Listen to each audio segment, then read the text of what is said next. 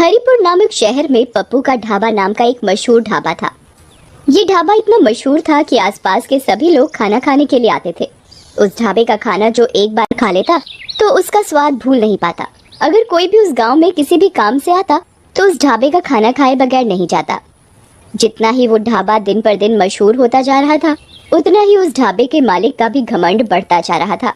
अगर ढाबे का खाना बच जाता तो उसे उस खाने को फेंकना मंजूर था, लेकिन किसी जानवर या भूखे भिखारी को मुफ्त में देना मंजूर नहीं था। एक दिन की बात है, एक भिखारी उस ढाबे के पास से जा रहा था। वो काफी भूखा था। उसने बहुत दिनों से कुछ नहीं खाया था, तो वो ढाबे के मालिक के पास गया। मालिक, कुछ खाने को दे दो, बहुत भूख लगी है, बहुत भूख लगी है बाबूजी, कुछ खाने को दे दो। अरे जा जा, आगे जा, कुछ नहीं मिलेगा। कुछ दे दो खाने को, बहुत दिनों से कुछ खाया नहीं है, बहुत भूख लगी है बाबूजी। सुबह सुबह पता नहीं कहां कहां से आ जाते हैं मुंह उठा के, सारा दिन खराब कर दिया। रामू, ओ रामू, इसे बाहर तो निकाल। रामू भिखारी को ढाबे से धक्के मार मार कर निकाल देता है, पर मालिक को भिखारी के ऊपर जरा भी दया नहीं आती और भिखारी भूख के मारे बेहोश हो जाता है।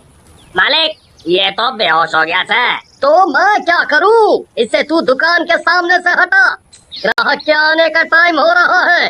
जी मालिक, मालिक, मालिक, लगता है ये मर गया। अरे ये क्या बोल रहा है? मालिक, मैं सही बोल रहा हूँ। तुम एक काम करो, इसे जो ढाबे के पीछे कुआं है उसमें फेंक दो और किसी को कुछ पता भी नहीं चलेगा। जी मालिक। रामू, किसी को कुछ पता तो नहीं चला? किसी ने देखा तो नहीं?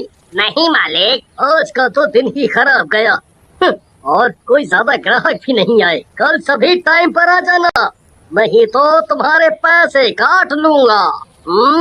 जी मालिक। मालिक अपने सभी नौकरों को छुट्टी देकर वो भी अपने घर चला जाता है। मालिक को रास्ते में ऐसा लगता है जैसे कोई उसके पीछे पीछे चल रहा है। तभी मालिक रुक जाता है और पीछे देखने लगता है, पर वहाँ कोई नहीं होता। अरे मेरा वहम होगा। और वो चलने लगता है। तभी उसे अचानक कोई जोर से थप्पड़ मारता है। वो अपने चारों ओर देखता है, पर कोई नहीं था। वो जल्दी जल्दी चलने लगता है और अपने घर पहुंच जाता है। अरे भाग्यवान, जल्दी से खाना लगा दो, बड़े जोरों की भूख लगी है। जी अभी लाई। जैसे ही पत्नी खाना लेकर आती है, तभी भिखारी भूत उसकी पत्नी को जोर से धक्का देता है, जिसके कारण पत्नी के हाथ से सारा खाना गिर जाता है। अरे भाग्यवान, ये क्या किया? सारा खाना गिरा दिया। जी पता नहीं कैसे गिर गया, मुझे ऐसा लगा जैसे किसी ने मुझे धक्का दिया हो। आज का तो सारा दिन ही खराब गया।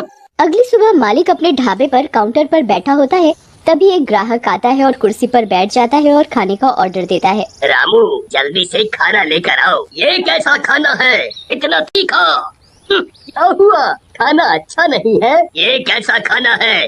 रामू, ओ रामू, आज तुमने ये कैसा खाना बनाया है? मालिक, पता नहीं कैसे हो गया, खाना तो अच्छा ही बनाया था। आज भी मालिक की कोई कमाई नहीं हुई थी और सारा खाना ऐसे ही वेस्ट हो जाता है। ये देखकर भिखारी बहुत खुश होता है। अगले दिन मालिक अपने नौकर से कहता है, आज ऐसा खाना बनाना कि लोग उंगलियां चाटते रह जाएं। और सभी नौकर और रामू खाना बनाने में लग गए। खाना बनकर तैयार हो जाता है। आहाहाहा, खाने की खुशबू तो अच्छी आ रही है। तभी ढाबे पर एक ग्राहक आता है। रामू, जल्दी से खाना लो भाई, वाह वाह वाह वाह। खाने की खुशबू तो अच्छी आ रही है। ग्राहक जैसे ही खाना खाने के लिए बैठता है, तभी उसकी थाली से अचानक रोटी गायब हो जाती है। अरे रोटी कहाँ गई? अभी तो थी। वो डर जाता है। वो रामू को आवाज लगाता है। रामू, रामू। जी साहब, क्या हो गया साहब? अरे रामू, मेरी रोटी गायब हो गई। अरे ऐसे कैसे हो सकता है साहब, आपका वहम होगा। ये सारा करा धरा भूतिया भिखारी का था। वही सब ग्राहकों को परेशान और डरा रहा था। ग्राहक डर के मारे भाग जाता है। ढाबे के मालिक को समझ नहीं आ रहा था कि आखिर चक्कर क्या है। ऐसा रोज का काम हो गया और दिन पर दिन ढाबे के मालिक की कमाई कम होने लगी। एक दिन की बात है, शहर से कुछ लोग गांव की तरफ जा रहे थे। उन्हें पप्पू का ढाबा दिखाई दिया। उन्होंने उस ढाबे का नाम काफी सुन रखा था, तो वो ढाबे पर खाना खाने के लिए रुक गए और वो खाने का ऑर्डर करते हैं। रामू खाना लेकर आता है। तो वो खाना खाने बैठते हैं तो उनकी शाही पनीर की सब्जी चिकन की सब्जी में बदल जाती है, जिसे देख वो घबरा जाता है। वो जैसे ही पीने के लिए पानी का ग्लास उठाते हैं तो भूतिया भिखारी सारा पानी उनके सिर पर डाल देता है और वो जोर जोर से चिल्लाने लगता है, भूत भूत भूत, अरे इस ढाबे पर तो भूत है। और वो वहाँ से भाग जाता है। देखते ही देखते ढाबे पर रोज अजीबोगरीब घटनाएं होने लगी। लोग उस ढाबे को अब भूतिया ढाबे के नाम से जानने लगे। एक दिन रात को ढाबे का मालिक जब ढाबे के गल्ले से पैसे निकालने के लिए गल्ला खोलता है तो वो देखता है कि इसमें तो एक भी पैसा नहीं है और पैसे की जगह मालिक को उस भिखारी का सर दिखाई देता है। भूत, भूत, अरे ये तो वही भिखारी का सर है जिसे मैंने कुएं में फेंकवा दिया था। फिर ये इधर आया तो आया कैसे? मालिक की आवाज सुनकर ढाबे के सारे लोग मालिक के पास एकत्रित हो जाते हैं। क्या हुआ भाई साहब, आप इतना घबराए हुए क्यों हैं? ये देखो हमारे गल्ले में भूत है। यहाँ उस भिखारी की खोपड़ी रखी है और उधर से पैसे गायब हैं। ये सुन सारे लोग बहुत घबरा जाते हैं। अरे भाई साहब, ऐसा कैसे हो सकता है? जाओ तुम एक बार गल्ला खोल के देख लो, तुम्हें वहाँ एक खोपड़ी मिलेगी। वो एक भूत है, भूत।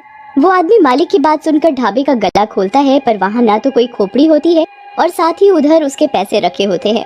अरे क्या भाई साहब, लगता है आपकी तबीयत ठीक नहीं है। आपने नींद में कोई सपना देख लिया है। आपको आराम करने की आवश्यकता है। अरे नहीं भैया, मैंने यहाँ सच में एक खोपड़ी देखी थी।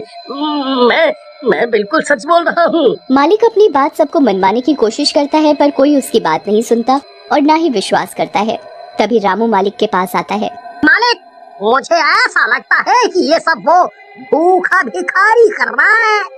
इसे आपने कुएं में फेंकवाया था, वही उसके भूखे होने की वजह से उसकी मौत हो गई थी और इसी वजह से उसकी आत्मा हमारे ढाबे में भटक रही है और आपको दिन रात परेशान कर रही है।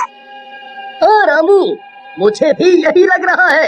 तुम सही बोल रहे हो, पर अब इस बात का क्या इलाज है? तुम मुझे ये बताओ।